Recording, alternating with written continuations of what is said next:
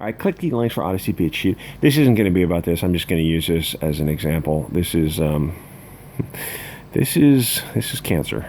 I saw DNC do a Vita I All video, and I thought to myself, all the guys in Comicsgate kind of found the life raft at the right time in something that Myers created a few years ago. EVS, Malin, Doug TenNapel, RT Bear, and that other guy who Angleteen asked if he was ready to die because he's so gosh darn old, JDA and Eric Weathers and the rest. Try to imagine those guys working at Marvel anytime past 2016. It would be a hostile work environment every freaking day. I imagine the water cooler talk would be a lot of fun. And more so for Miller and Doug TenNapel because they have souls. But even ignoring the work environment, every year your pay would get cut because of SJW writers and editors, which if you're the artist, it's like you can't do anything about that. You're just getting screwed because they have an agenda. It's like, hey, buddy, I used to get paid X amount of dollars, and because you can't stop with this propaganda, it's like now it's less. The other thing is that you're working on other people's IPs in a shrinking sector that's probably doesn't feel very good. In a case like EVS, he had a chance to build up his own IP, crowdfund a comic while making YouTube money, then sell posters and stickers and toys. Then maybe get a cartoon out of it and an animated movie coming up in the future. And he owns all the rights to that, as well as anyone else who's doing their own IP. So you're looking at like tens or hundreds of millions of dollars in the future, and even if it doesn't pan out, it's like there's still a good rate of success in just selling comics. Not only that, but the freedom to not be a slave to literal Bolsheviks at DC and Marvel. The only rule on indies is the bottom line, sell or GTFO. The rule in the mainstreams is to push an anti-white misandrist narrative. Sales are beneath them. Take a look at Lonestar, Ironsides, or the others. If you're a normie, they seem like normal, good stories. Now take Lonestar and start comparing it to what the mainstream has been putting out for the past 5, or something like this. This is just one example, and they get a lot worse than this, but they don't get a whole lot better. You're going to think Miller, Myers, EVS are brilliant. That is what the graphic novel format is supposed to be. Lonestar should just be the standard, not the pinnacle. Those three guys are better writers than anyone at Marvel and DC right now, and Chuck Dixon's in CG, or at least associated with it, and he's definitely a step above. But to call them better than the mainstream, that's not necessarily a compliment. And don't get me wrong, they're good, but they shouldn't be better than everyone in the mainstream. But they are. They absolutely are. But it's not hard to be a better writer than an SJW who has to push propaganda. And to be accurate, judging from their social media, the writers in the mainstream are not having their arms twisted. They're legitimately anti-white misandrists who hate America while they're selling comics to Americans.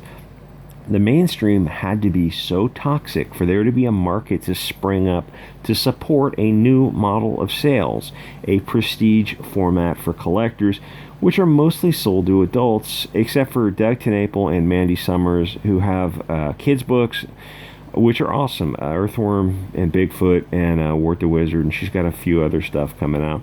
There is an adult market for this product. They are selling to them. It's not rocket science. It's not easy, but nothing is easy. But if you're an artist who's in the mainstream and you're looking at shrinking sales and people being fired left and right, you can read the writing on the wall. You enjoy making comics, but you also enjoy eating. You may want to start positioning yourself to find a new way to stay in comics and make money. I know the writers in the mainstream are SJWs, but I don't know if all the artists are, because I haven't been on Twitter in a long time and I wasn't following them that closely. Comicsgate worked. It worked because of a lot of confluence of many events, because we're not SJWs. Most of us are right of center, where the mainstream is left and putting out crap. So it gives the Comicsgate crowd something to resist, something to point to say, Marvel is a bunch of racist pussies who literally hate you based on your ethnicity. Buy our stuff. We will keep the Marxism out of comics.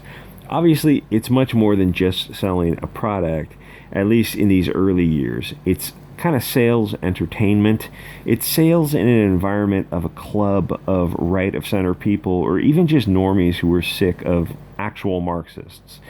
It's just a fun community of everyone from normies, shitlords, to literally Hitler.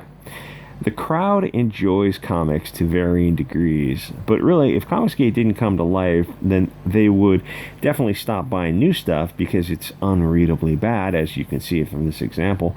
They would just buy and collect the old stuff. You couldn't read it all in your lifetime anyway. And then there's also overseas products if you wanted to get into that, but mostly there's just old stuff to get into. There's a lot floating around there, and a lot of these people are collectors more so than just readers, and it's out there. It's not that Comicsgate had a market begging them to sell their non-Bolshevik comics. Comicsgate created a movement. Myers and the rest went out and gathered an audience. They fed oxygen into a sales machine. We're not robots. Selling graphic novels, you got to be a personality to make people laugh. This isn't just ordering something from some faceless corporation. Myers is a likable guy who was attacked openly by an industry. People didn't like that. People looked at Myers getting threatened by insane people on Twitter and said, okay, he seems like our guy. I'll risk $40 on Jawbreakers. But Jawbreakers turned out to be good. In fact, surprisingly good, shockingly good for some guy we've never heard of with a, buzz cut. Just some normie dude. So people started to wonder, where have John Malin and Myers been this whole time? Why were they hiding their light under a bushel? They weren't. The industry was. Jawbreakers started to wake people up to the fact that something is really wrong in publishing. It's a good product. Why doesn't Marvel sell good products like this? It's like in the 80s when Japanese cars came out. They say, hey, these are small fuel-efficient cars. They do everything right. And they get a third more mileage than the big American boats. You guys should learn from this. And they did. And Ford and Chevy created better products. So the mainstream tried to convince people it wasn't a good product, but they couldn't. So they tried to convince us that Myers, EVS, and Miller were literally Hitler. We don't care. It's a non-issue because we want the good product. And SJWs call everybody that. So it turned into a tribal issue. These guys on the right were being attacked because they just wanted to make money selling comics. In some cases, they want to make a lot of money, which, hey, they deserve. If you give people what you want, they'll pay you for it. It's a combination of we like the Comicsgate guys mostly, but they also have the right enemies. And people think like, oh, that's not for puritanical pure reasons. Welcome to the real world where people are tribal. Where if you have to send Mike Miller $40 a year for a comic so you can own the libs, that's not a reason. Any reason you give people money is a valid reason. Things are worth what you pay for them. That's the bottom line. If you're getting entertainment from Comicsgate, then it's worth supporting these people for giving you that entertainment. Anyway, so the people in the mainstream attacking Comicsgate are flat out bad people. It's all available on social media for you to read. They don't hide who they are.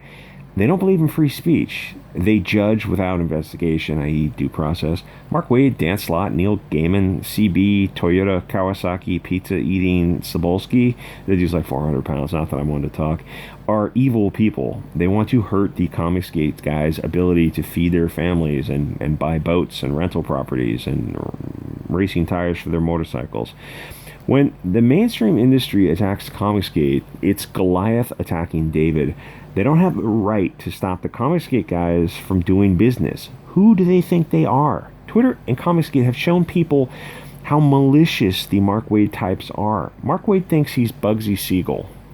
Is this a puff piece for Comicsgate? Comicsgate isn't perfect, and I don't get paid anything from anyone in Comicsgate or any free anything from them.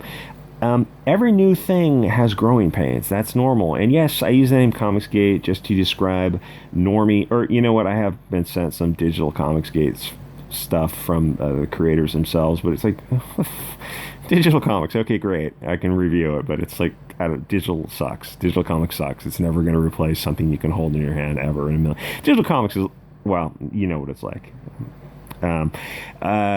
And yeah, I used the term. I was gonna make a sexual reference. Comicsgate just to describe normal non-SGW comics. It has also created the obvious opportunity for people to sell comics, but also for people to take part in the community. We used to spend time making fun of bad mainstream stuff, and I still do occasionally because I enjoy it. I just enjoy making fun of comics.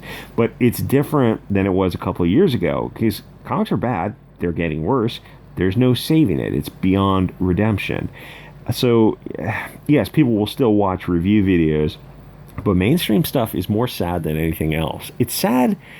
It's sad to see what it used to be and where it's going and who's involved within it, and just they're bad people doing bad things for very little money. It's like, okay, yeah, Comicsgate's not perfect, but it's a whole lot better than this. Anyway, like, comment, subscribe, guys. I will see you on Odysee. Bitch you. Thanks for the support on Coffee. I deserve it, and much, much more.